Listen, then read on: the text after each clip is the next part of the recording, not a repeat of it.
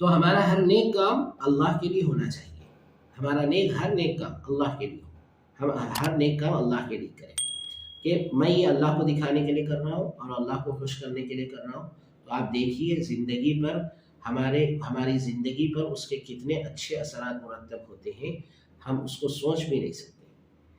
اس کے بعد پھر اللہ تبارک و تعالیٰ نے آگے فرمایا وَيَمْنَعُونَ الْمَاعُونَ، اور یہ ایسے لوگ ہیں یعنی آخرت کا انکار کرنے والے اور نماز میں کوتاہی کرنے والے ایسے لوگ ہیں کہ معون کو روکتے ہیں۔ وَيَمْنَعُونَ الْمَاعُونَ، معون کو روکتے ہیں۔ معون کسے کہتے ہیں؟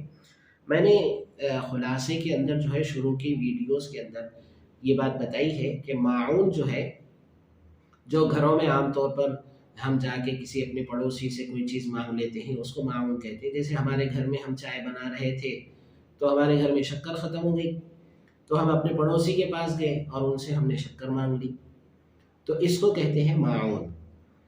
تو اللہ تبارک و تعالیٰ نے فرمایا کہ آخرت کا انکار کرنے والے اتنے غلیظ لوگ ہوتے ہیں اور اتنے خراب لوگ ہوتے ہیں کہ وہ معون کو بھی روکتے ہیں، یعنی معون بھی نہیں دیتے لوگوں کو۔ یعنی کوئی آدمی ہمارے ان لوگوں کے پاس آتا ہے جو اس طرح کے لوگ ہیں، کوئی آدمی ان کے پاس آتا ہے اور کہتا ہے کہ بھئی تھوڑی سی شکر دے دو، ہمارے پاس چائے بننی ہے، تو وہ شکر بھی نہیں دیتے، وہ شکر بھی نہیں دیتے۔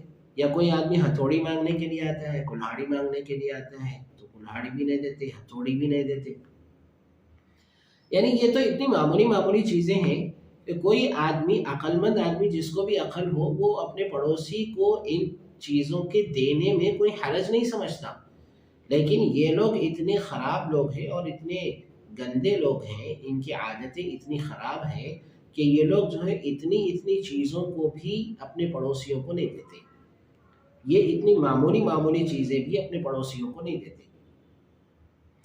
تو اللہ تبارک و تعالیٰ نے ایسے لوگوں کی برائی فرمائی، پھر فرمایا کہ یہ لوگ جو ہے جب چھوٹی چیزیں اپنے پڑوسیوں کو نہیں دیتے، کہ پڑوسی آیا شکر مانگنے کے لیے، یا پڑوسی آیا نمک مانگنے کے لیے، یا پڑوسی آیا ہتھوڑی مانگنے کے لیے، کلہاڑی مانگنے کے لیے کہ تھوڑی دیر کام ہے اس کے بعد میں ہم آپ کی کلہاڑی اور آپ کی ہتھوڑی ہم واپس کر دیں گے۔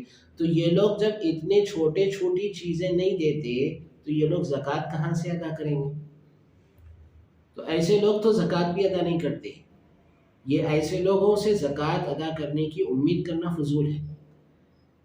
اس لیے اللہ تبارک و تعالیٰ نے فرمایا کہ جو مسلمان ایسا کام کرے گا، یعنی معاون بھی نہیں دے گا، زکوٰۃ بھی ادا نہیں کرے گا، اللہ تعالیٰ فرماتے ہیں کہ ایسا مسلمان قیامت کا انکار کرنے والا ہے۔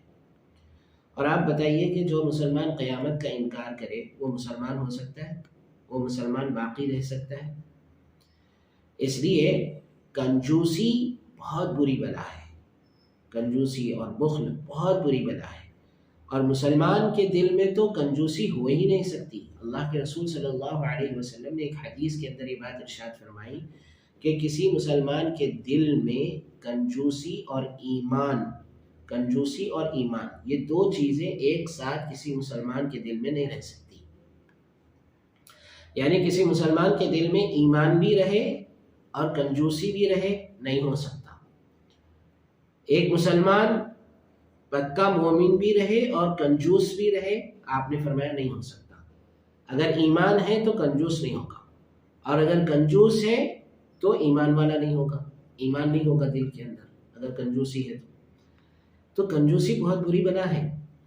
آدمی کو جو ہے ہمارے مال کے اندر جو بھی حق ہے وہ حق ہم کو ادا کر دینا چاہیے۔ ہمارے مال کے اندر سب سے پہلا حق جو ہوتا ہے وہ زکوٰۃ کا ہوتا ہے، کہ آدمی جو ہے اگر زکوٰۃ کا مالک ہے تو زکوٰۃ ادا کر دے، اور اگر زکوٰۃ کا مالک نہیں ہے تو اپنے مال کے اندر تھوڑا بہت صدقہ خیرات کرتا رہے۔ اب اس سلسلے میں یہ مسئلہ بھی یاد رکھنے کا ہے کہ زکوٰۃ جو ہے صرف مسلمانوں کو دی جا سکتی ہے، غیر مسلموں کو زکوٰۃ نہیں دے سکتے ہیں۔ اور صدقہ خیرات اگر کوئی آدمی کرنا چاہتا ہے تو صدقہ خیرات کرنے کے لیے مسلمان اور غیر مسلم کی کوئی قید نہیں ہے، یعنی مسلمان کو بھی صدقہ دے سکتے ہیں اور غیر مسلم کو بھی صدقہ دے سکتے ہیں۔ البتہ زکوٰۃ جو ہے زکوٰۃ صرف مسلمانوں کو دی جائے گی، مسلمانوں کے علاوہ کسی کو زکوٰۃ نہیں دے سکتے۔ تو ہر آدمی اپنے مال کے اندر حق کو سمجھے کہ میرے مال کے اندر غریبوں کا حق ہے، میرے مال کے اندر یتیموں کا حق ہے، میرے مال کے اندر مسکینوں کا حق ہے، میرے مال کے اندر میرے رشتہ داروں کا حق ہے، میرے ماں باپ کا حق ہے، میرے بھائی بہنوں کا حق ہے، میری اولاد کا حق ہے۔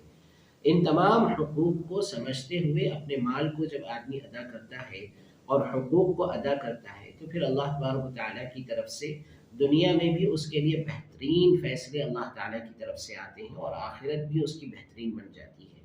تو اللہ تبارک و تعالیٰ نے ان آیتوں کے اندر معاون سے روکنے والوں کی بڑی قباحت اور ان لوگوں کی بڑی برائی اللہ تبارک و تعالیٰ نے ان آیتوں کے اندر بیان فرمائی ہے۔ تو یہ آیتیں جو ہے بڑی اہم آیتیں ہیں، اور قرآن کریم کی یہ سورۃ الماعون بہت اہم سورہ ہے، اس کی تلاوت بھی ہونی چاہیے اور اس کے معانی پر بھی ہم غور کریں، اور اس کے اندر اللہ تبارک و تعالیٰ نے جن چیزوں کے نہ کرنے کا حکم فرمایا ہے ان چیزوں سے ہم اپنے آپ کو بچائیں، خاص طور پر نماز میں کوتاہی کرنا، یتیم کو کھلانے پر نہ ابھارنا، اسی طرح نماز میں کوتاہی کرنا اور نماز دکھلاوے کے لیے پڑھنا اور معاون سے روکنا، یہ بہت بری عادتیں ہیں۔